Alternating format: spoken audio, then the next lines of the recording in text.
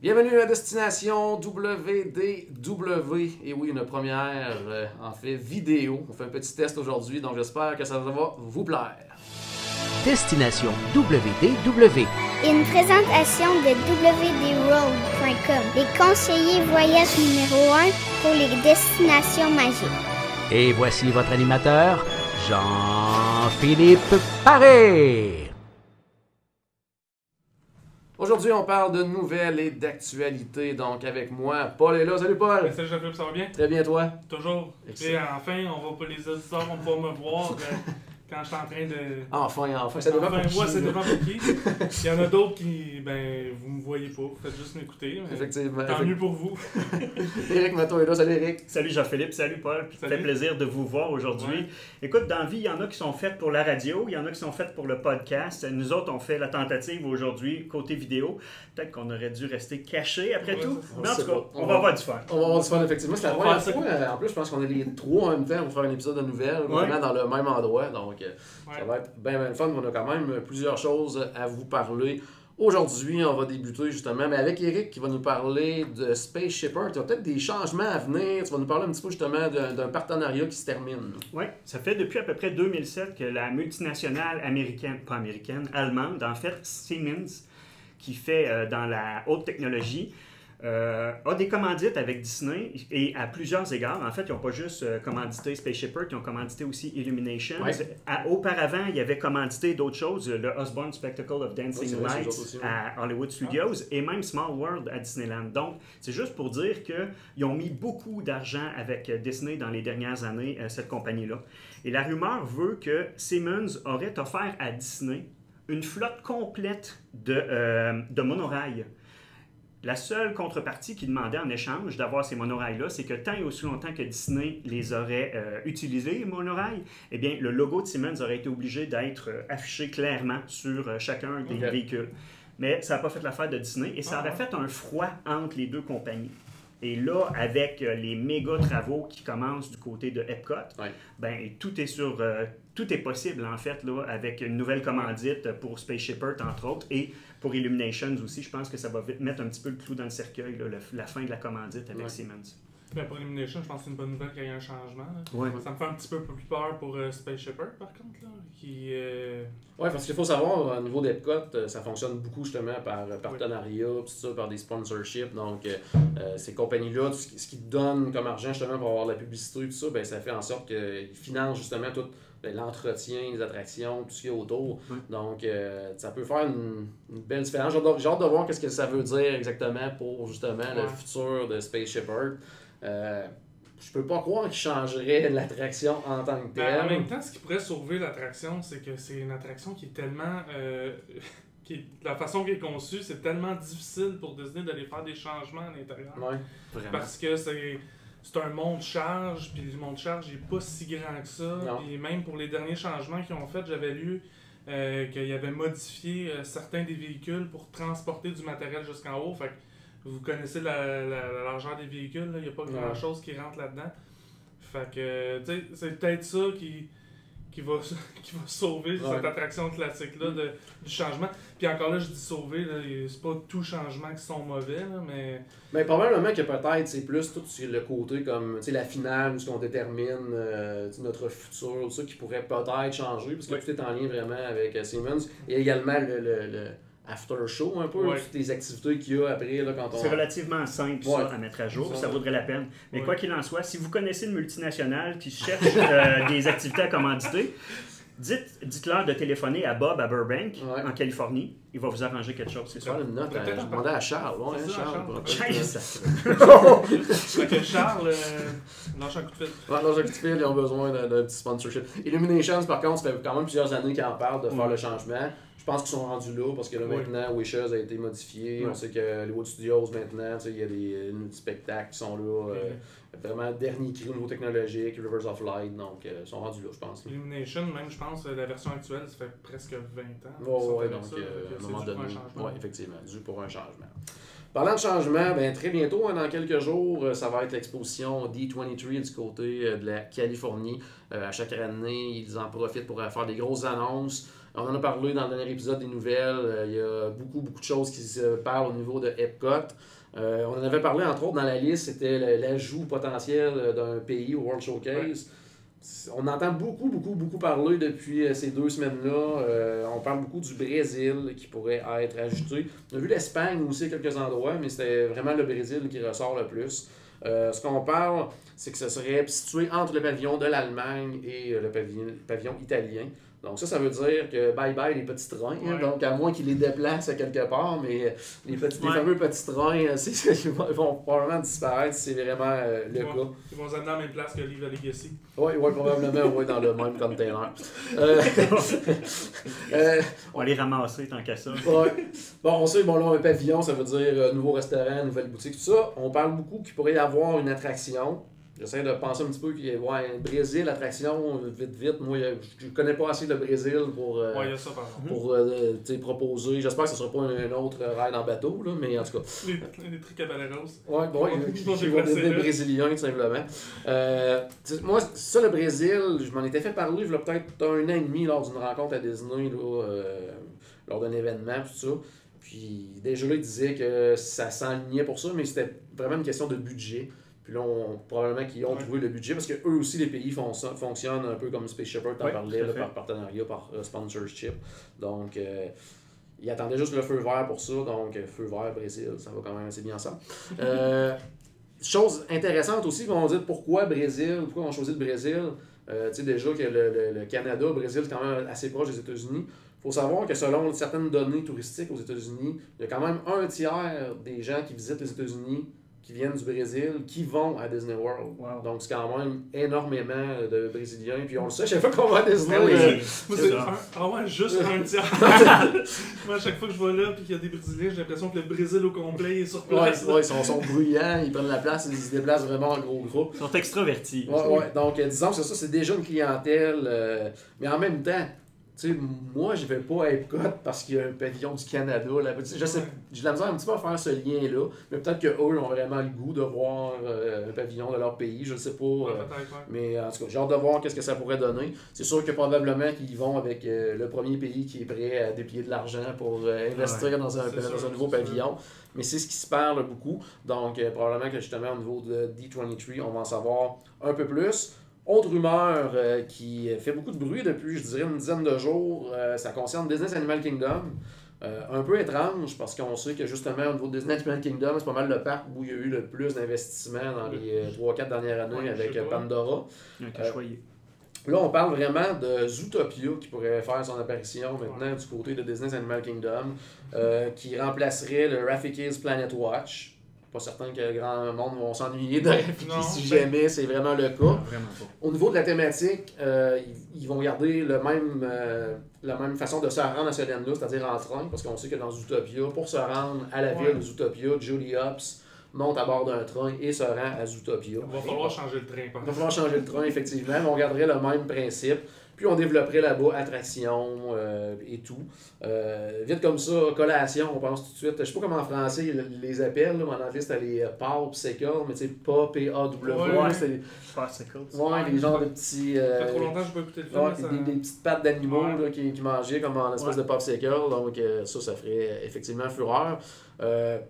Personnellement, moi ça me surprendrait qu'ils annonceraient ça très bientôt parce que je crois que Epcot est dû pour des rénaux. Pendant que Magic Kingdom aussi pour l'approche du 50e. Mais justement, c'est le 50e. Est-ce qu'ils vont vouloir apporter des modifications à tout leur parc? C'est pas impossible, mais je trouve que c'est quand même des assez gros travaux, compte tenu justement qu'ils viennent de faire Avatar et qu'ils ont plein d'autres choses à faire ailleurs. Moi, ce qui me bug un peu plus, c'est que Zootopia, Animal Kingdom, ça peut avoir l'air à première vue des animaux à Animal Kingdom. Justement, je trouve que c'est un peu trop facile. Si on pense vraiment au film Zootopia, justement, ça se passe tellement pas dans la nature. Tout ce qu'il y a de naturel là-dedans, c'est des animaux qui sont dans la ville, finalement. Fait que ça bug un peu de ce côté-là, de mon côté. Je trouve que ça ferait un plus beau match du côté d'Epcot. Mais là, j'ai pas dit ça parce que je veux pas qu'ils rajoutent d'autres franchises à Epcot. C'est pas moi qui ai dit ça. Mais tu sais, pourquoi ils auraient attendu comme 2 ans après le lancement du film Zootopia pour intégrer ce concept-là dans le parc? Je trouve ça dommage quand ils attendent très longtemps avant de déployer un concept. Je sais pas. J'ai l'impression que ça fait partie des vœux de certains fans, que ça se réalise, puis qui disent « Ah, mais le contexte est là à cause des fêtes du 50e, espérons que ça va se réaliser. » Oui, tout à fait. De toute façon, de lancer l'idée à Disney, mais Disney, c'est tellement un gros bateau que c'est dur à virer de bord. Donc, c'est à suivre de ce côté-là. Parlant de bateau, Paul, on va parler de Pirates des Caraïbes. Ça fait beaucoup jaser aussi, ça, Pirates des Caraïbes. Ça a fait beaucoup jaser, effectivement. Il y a un changement important qui va être apporté en 2018.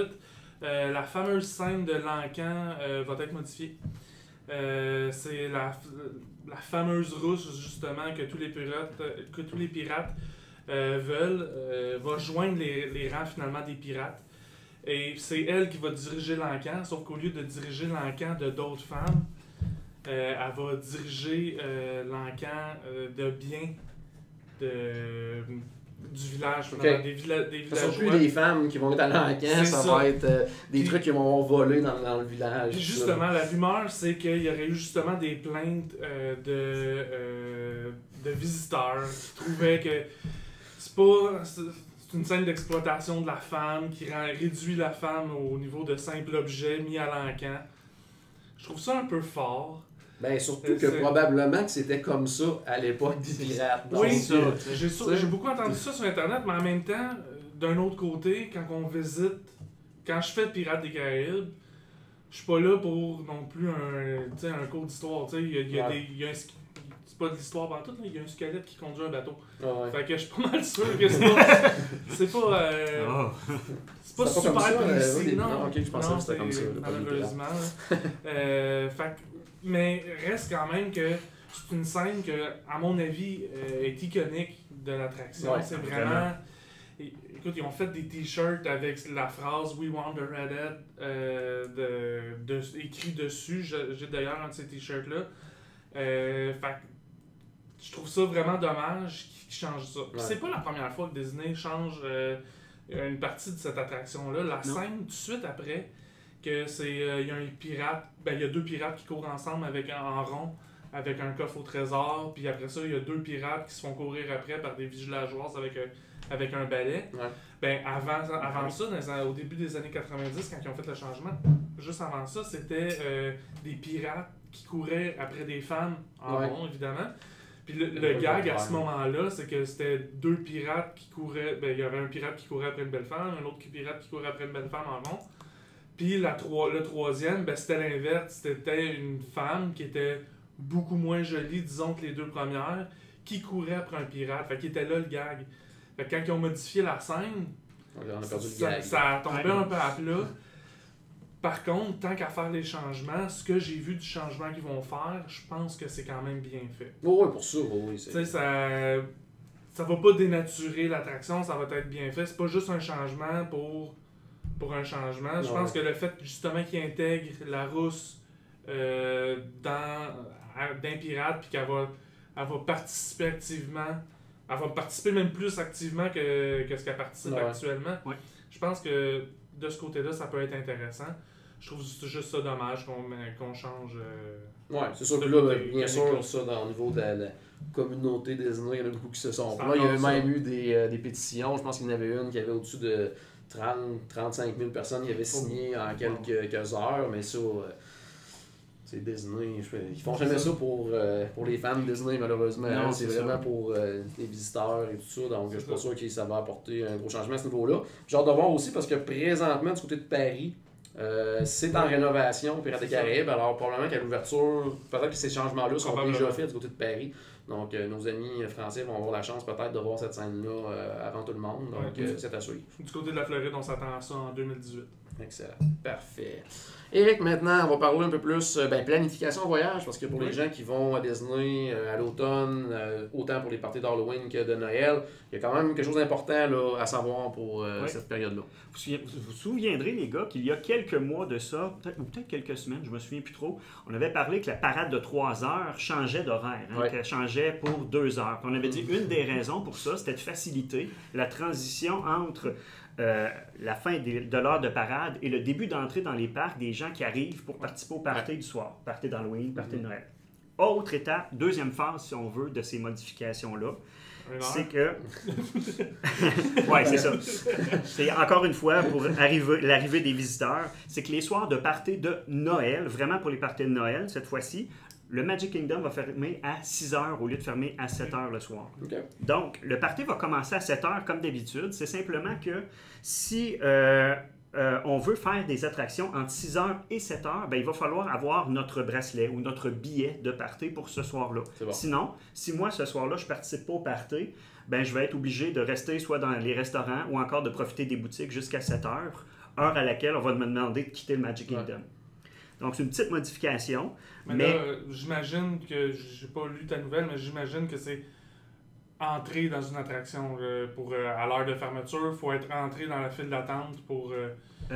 Exact, tout à fait. Okay. Je ne croirais pas que, mettons que toi tu es rentré à 6 h moins quart dans une file d'attente, que tu sais, 20 minutes plus tard, quand tu arrives au bout de la file d'attente, on va dire « Ah, désolé monsieur, on va vous demander de quitter s'il vous plaît. » Mais effectivement, c'est pour rentrer dans la file d'attente, on peut le valider comme ça. Pour l'instant, le party d'Halloween n'est pas touché par cette modification-là. Ils font des tests. Ils font des tests. Lors de notre visite en novembre prochain, on va avoir l'occasion de tester ça parce qu'on va participer ensemble le 12 novembre à un party de Noël. Si c'est concluant, probablement qu'on peut s'attendre que l'année prochaine, tous les soirs de party, quel que soit le party, ça va être avec ces horaires-là pour faciliter la transition des foules. Ouais. Puis c'est brillant quand même parce que je veux pas justement s'ils disaient aux gens ben, vous devez avoir quitté pour 19h, mais que le party commence à 19h, on s'entend que des fois ça peut être difficile à gérer, c'est ça. Ouais. Donc là, ils se donnent une heure.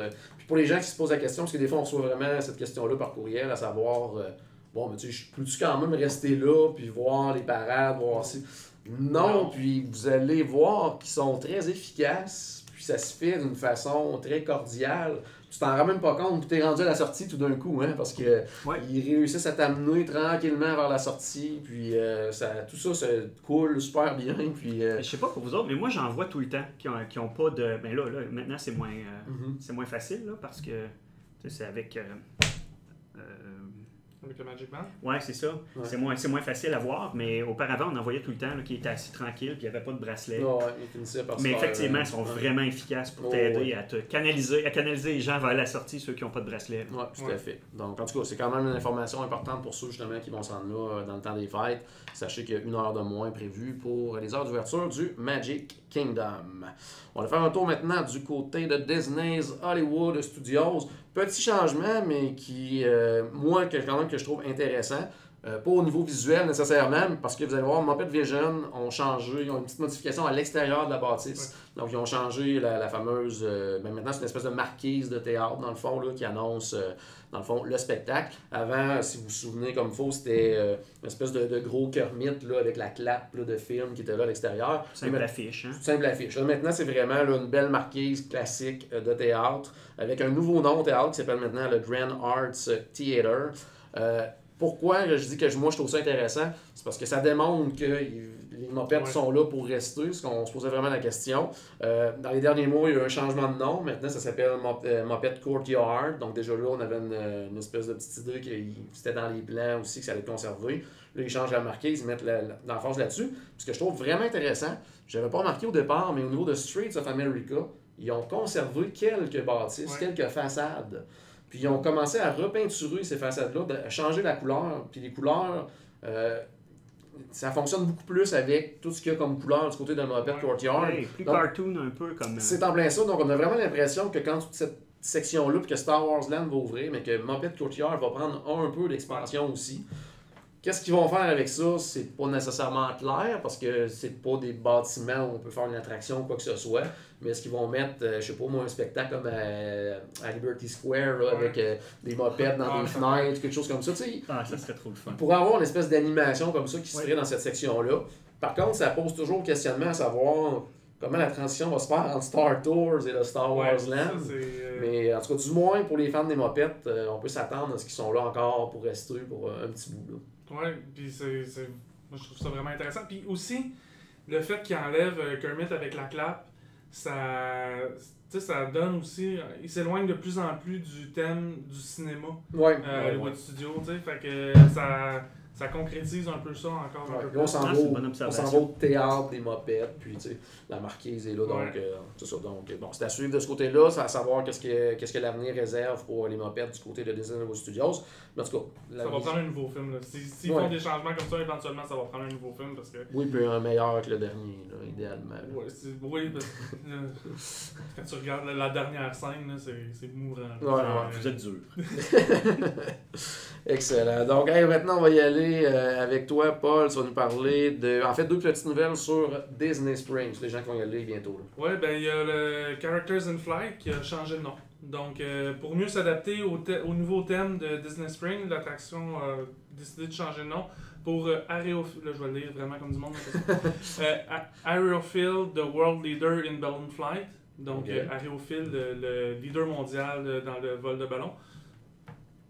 Pas mal ça, là, ça dit pas mal tout. Donc, l'attraction avait déjà dévoilé au début de l'année un nouveau design pour le ballon. Ouais. Donc, ils ont un nouveau design, ils ont changé le ballon finalement avec des nouveaux dessins dessus. Puis, ils ont aussi refait la thématisation du kiosque pour la vente de billets. OK. Donc, toujours dans le but de s'aligner avec la nouvelle thématisation de Disney Springs. Donc, c'est 2 petits changements qui ont été faits, mais quand même, on sentait le besoin de le souligner, c'était intéressant. Puis aussi, ça l'explique pourquoi ils l'ont changé. Ils ne changent pas juste de nom comme ça, c'est vraiment pour s'aligner sur le thème de Disney Springs. Excellent. Mieux thématisé avec Disney Springs, mais un peu moins thématisé avec Disney. Parce Oui. que là, il n'y a plus de personnages sur le ballon en tant que tel. C'est moins cartoon. Ouais, c'est ça. Ouais, c'est en même temps, quand un coup que tu es dans le ballon, les personnages au-dessus. Ouais, j'ai plus au niveau vraiment vraiment du visuel pour les C'est gens ça. qui arrivent à Disney Springs, tout ça, C'est- vu hors de quoi, de Ouais, plus c'est, uniforme, plus dans la nouvelle thématique de C'est ça. Disney Springs, là, effectivement. Avez-vous eu l'occasion de l'essayer? J'aimais, moi. Je veux l'essayer à toutes les fois, mais je suis seul dans la famille qui a le goût de l'essayer, on dirait. C'est une autre affaire que je réussirais pas à traîner ma femme. Non, sérieux, je veux pas la convaincre à monter Non. là-dedans. Non. Sinon, il y a aussi, toujours en restant à Disney Springs, une nouvelle quand même assez intéressante pour les gens qui vont être là au mois de juillet, puis peut-être au début août, mais pas mal plus au mois de juillet. C'est à partir du 13 juillet prochain, à l'achat d'une carte cadeau édition spéciale illimitée. OK. Donc une carte spéciale, une carte cadeau de 100$. Disney va remettre également une carte cadeau supplémentaire de 25$. On peut facilement dépenser 100$ dans des boutiques. C'est facile. Fait que si vous aviez l'intention de dépenser 100$, ben aussi bien d'acheter la carte, refaire la file une deuxième fois pour fait que ça vous fait ce 25$ de plus à dépenser. Donc, ces 2 cartes cadeaux-là vont pouvoir être utilisées uniquement dans les boutiques opérées par Disney à Disney Springs. OK. C'est important de le mentionner. Il y a 2 exceptions à seulement à Disney Springs. Il y a aussi, si vous faites des achats sur l'application Shop Disney Park, qui ne livre pas au Canada. Non, malheureusement. Donc, on n'a pas accès comme Canadien. C'est ça. Et aussi, les 2 magasins Airport de l'aéroport d'Orlando. Okay. Donc, ces cartes cadeaux-là vont pouvoir être utilisées également à ces boutiques-là. Donc, je le rappelle, là, vraiment, faut vraiment faire attention. Ouais. Les 2 cartes cadeaux peuvent être utilisées uniquement dans les boutiques opérées par Disney à Disney Springs. Okay. Puis si jamais vous êtes allé à Disney et que vous avez vu aucune boutique, mais à l'aéroport, on peut aussi. Oui, c'est ça. C'est ça. Puis là, si vous êtes allé en auto, ben là, vous prenez des tours par l'aéroport. C'est en plein ça. La carte cadeau, il faut noter aussi que la carte cadeau de 25$ devra être utilisée avant le 29 octobre 2017. OK. Et la carte cadeau édition spéciale illimitée de 100$, elle est sans expiration. Ouais, C'est un nouveau mot? D'après moi, oui. Non, ça existe, ça. Donc, Cadeau. sans expiration. Donc, vous pouvez l'acheter cette année et l'utiliser lors de votre prochain voyage. Donc, vous commencerez déjà à financer votre prochain voyage avec ça. Excellent. Donc, c'est un beau rabais, mais comme c'est édition limitée, c'est pour ça que je disais en début de... Quand j'ai commencé à en parler, au mois de juillet, peut-être début août. Oui, parce que ça va partir vite probablement, là, à moins que l'heure limitée soit illimitée. Avec eux, des fois, on ne sait jamais, mais... Hey, j'aimerais ça avoir un ami qui y va durant cette période-là. Peut-être que je donnerais une commande. Hey, je sais pas, ouais. Faudrait voir. Excellent. Merci, Paul. Hey, on va parler maintenant d'un sujet... C'est la première fois qu'on en parle. En fait, on va parler de nourriture à destination WDW. On n'a jamais fait ça. Donc, J'en tremble. Ça va C'est une assez rare. tentative. On va essayer, on va voir voir la réponse des auditeurs, savoir s'ils veulent en entendre parler encore une fois plus tard. Donc, on va commencer par le Magical Dining Month. Eric, peux-tu nous expliquer un petit peu c'est quoi? Le mois des repas magiques, si on peut appeler ça comme ça, ça se déroule en fait, je regarde les dates très précises, là, c'était quelque part genre le 25 août au 1er octobre. Ça se déroule partout dans la région d'Orlando parce que c'est, si on veut, parrainé par l'organisme touristique Visit Orlando. Mais ce qui est intéressant pour nous autres fans de Disney, c'est qu'il y a 11 restaurants participants à Disney World qui participent à cet événement-là. Bon, ça mange quoi en hiver, le mois des repas magiques? Si on veut, c'est que c'est une occasion spéciale de faire découvrir aux visiteurs des restaurants peut-être qu'ils n'auraient pas essayé autrement. Des restaurants ils sont des restaurants plus haut de gamme à Disney. Et comment ça fonctionne? C'est super simple. C'est des repas à prix fixe qui sont proposés. Un peu comme Chef de France le font depuis déjà belle lurette. Ben, c'est un repas 3 services qui comprend l'entrée, le plat principal et votre dessert. Et ça coûte toujours 35 $ US. Donc c'est simple, on sait à quoi s'attendre. Et je vous donne un peu quels sont les restaurants participants. Puis ensuite, les gars, vous pourrez me dire s'il y en a un de ceux-là que vous souhaitez qu'on regarde ensemble, c'est qu'est-ce qui est offert comme repas. Oui, si on regarde tous les menus, on s'en sort pas. C'est un épisode de 3 heures. Mais il y a une belle variété, je pense, là, dans l'offre qui est proposée. Tu sais, il y a le Boat Ride au Riverside, que tu connais très bien. Grand Floridian Café au Grand Floridian, qui est plus moyen de gamme, si on veut, comme restaurant. Le Il Molino au Swan, qui est un restaurant... je dirais presque très haut de gamme du côté du Swan. Le Jiko au Animal Kingdom Lodge, qui est un restaurant à signature vraiment très, très recommandé. Morimoto Asia, que j'ai eu l'occasion d'essayer cette année, très bien aussi à Disney Springs. Il y a je dirais un mal aimé un peu, le Olivia's Café du Haut Key West. C'est un restaurant qui a relativement peu de gens qui ont eu l'occasion d'essayer parce que c'est un hôtel du Disney Vacation Club. C'est un hôtel de luxe aussi. Puis, il est vraiment à part des autres. C'est un détour. Il faut qu'on fasse un détour pour l'essayer normalement. Le nouveau Paddlefish, le nouveau petit chéri de notre ami Charles. Le restaurant STK Orlando Steak, qui est aussi situé à Disney Springs. Le Turf Club du Saratoga Springs. The Wave, un de mes restaurants favoris, qui est situé à l'hôtel Contemporain, juste à côté du Magic Kingdom. Et finalement, un autre restaurant qui est très très haut de gamme, qui est le Todd English Blue Zoo du restaurant de l'hôtel Dolphin. Excellent. Quand même, donc ça donne la chance d'essayer justement les restaurants. Tu sais, les gens, exemple, qui ont soit le plan repas Quick Service, puis qui veulent essayer un repas table, ça devient quand même quelque chose de bien économique. Ah, tout à fait. Tu sais, des fois, les gens aussi se disent tout le temps, bon...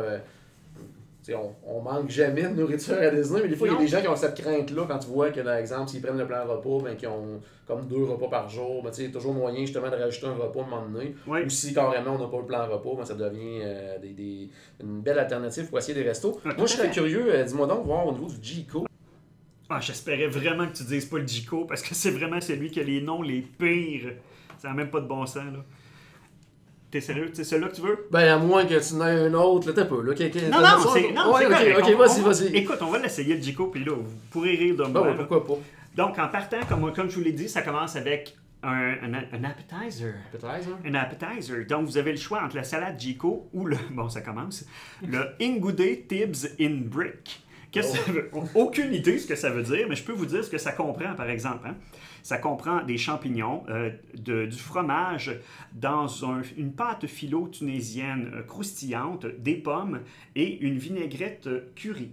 Oh, quand même. Oui, fait que ça a l'air être quelque chose, c'est vraiment un menu découverte, si on veut. Par la suite, la salade Jiko, je pense une salade qui a l'air très très bien, mais relativement simple. Je vais vous le dire, vous allez dire, ben oui, je m'en fais des pareils à la maison. Donc, ça commence par des fruits de pierre, des pistaches, du fromage grillé à loumi et aussi une vinaigrette abricot-gingembre. Pareil comme à la maison hier après-midi, bien sûr. Ensuite de ça, choix de plats principaux, vous allez avoir le curry de fruits de mer Beau Kahap Malais, bien entendu, calmar, crevettes rouges, moules, sauce au curry et coco et riz au safran. Donc ça a l'air vraiment très bon. Ou encore, pour Jean-Philippe, on parle des short ribs de style botswanais avec une purée de tomates cassava, de sambal, je crois que c'est un type d'épice. Ouais, c'est une épice, vraiment... bébé carotte et champignons. Ou encore maïs d'Afrique de l'Ouest de style coquille. Encore une fois, des champignons. Purée de tomates, de petites tomates poblano. OK. Et sauce au poivron rôti. Donc, ça doit être l'option végé, probablement, qu'on retrouve ici. Et pour terminer le tout en beauté, vous avez le pudding Malva, qui est une crème glacée milk tart, un kataifi, une tuile de canou, bien sûr, hein, comme hier soir chez vous, Paul. Ouais, une tuile de canon, c'est original, ça? Oui, et une gelée de cabernet pour combler le tout.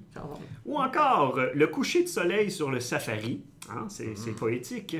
Alors, c'est un gâteau carotte avec un calamansi de pain de maïs, un citron crémeux, un strudel de café kenyan, une gelée de citron, une mousse dulcée Valrhona, oh my god, et des carottes bonbons. Avoue que t'aurais aimé ça, je te demande le STK. Hein, c'est un gros steak avec pas d'à côté. Fait que c'est le menu qu'on a pour le 35$, c'est on a un choix de menu. Oui, tout à fait. C'est pas quelque chose qui t'est imposé, t'es obligé de prendre ça. Pas mal partout, vous allez avoir le choix entre 2 entrées, 3 plats principaux et 2 desserts. Cool. Beau menu découverte. Donc, c'est vraiment l'occasion. Si vous avez la chance de visiter Disney dans le mois de septembre, en partant, c'est un mois dans lequel il y a beaucoup moins de monde à Disney, donc c'est plus facile de visiter vos attractions favorites. Et en plus de ça, vous avez cet ajout-là qui permet de déguster des beaux petits menus le fun. Ouais. Très intéressant, franchement. Très, très bon. Allez, on va continuer à parler de resto. On va parler maintenant du Captain's Grill, qui est un de mes restaurants préférés. Non. Et qui va être remplacé par un nouveau restaurant. Présentement, il a été déplacé parce que le Captain's Grill était en rénovation. Ça a été déplacé au Ariel's, qui est une espèce d'ancien bar ou je sais pas quoi, donc un peu plus petit espace. Mais ça servait pour des réceptions, des choses comme ça. C'est en plein ça. Donc à ce moment-là, c'est ça pour les mariages, entre autres. Donc il servait là présentement. Il avait conservé le même menu qui est excellent du côté du Captain's Grill. Quand ça va réouvrir en octobre prochain, ça va avoir changé de nom. Ça va s'appeler maintenant le Ale and Compass Restaurant. Ouais. Donc, on parle de comfort food de la Nouvelle-Angleterre. Ils vont offrir déjeuner, dîner, souper. Le point focal de ce restaurant-là va être, c'est la mode présentement, là, le four foyer en plein cœur du restaurant. Donc, c'est vraiment toujours ça. Juste à côté, on va ouvrir un nouveau lounge qui va s'appeler également le Ale and Compass Lounge. Le Ale and Compass, ça devient pas mal la thématique du Yacht Club parce que présentement, le nouveau restaurant Quick Service vient juste d'ouvrir il y a quelques semaines, a réouvert après Renault, et s'appelle le Ale and Compass Market. Donc, ça va devenir pas mal de Ale and Compass. Ils ont été inspirés cette journée-là, ils ont trouvé le nom très très bon. Ils ont trouvé un nom, puis là, on va s'en servir partout. C'est en plein ça. Côté décor, tout ça, en tout cas, les images que Disney nous ont présentées, ça semble très sobre, peut-être même trop sobre pour l'instant, mais on va donner une chance au C'était coureur. déjà le cas, hein, au Captain's Grill, c'était tranquille comme design. Oui, puis c'était probablement le point négatif aussi là, de ce restaurant-là, que le décor était très ordinaire, la bouffe était excellente, mais le décor c'était très vieux en plus, c'était pas super beau nécessairement. C'était relaxant, par exemple. C'est ça. Donc on va voir ce que ça va donner, parce qu'on sait que dernièrement, les restaurants ont été rénovés, ça a été tout très bien fait, donc on s'attend à la même chose de ce côté-là, mais... Il y a des choses sur le menu duquel je vais m'ennuyer, mais j'ai hâte de voir justement qu'est-ce qu'il va y avoir de faire. Les cuisines ouvertes puis les poêles au milieu, là, en 2030, là, on va tellement dire ça fait tellement 2010. Ouais, ils vont refaire des rénaux dans tous ces restaurants-là parce que ça sera plus la mode, malheureusement. Allez, on va terminer, Paul, avec 2 courtes nouvelles également sur des restaurants bien populaires du côté de Disney. Oui, puis encore une fois, on parle de rénovation. En fait, là, je vais commencer par parler du Coral Reef qui va avoir des courte rénovation très mineure probablement. Donc le Coral Reef va être fermé du 27 au 29 août prochain. Donc il va rouvrir le 30 août. Durant cette période-là, on peut s'attendre à des changements très mineurs. Changer l'eau dans le bassin? Ben non, parce que ça, on va le voir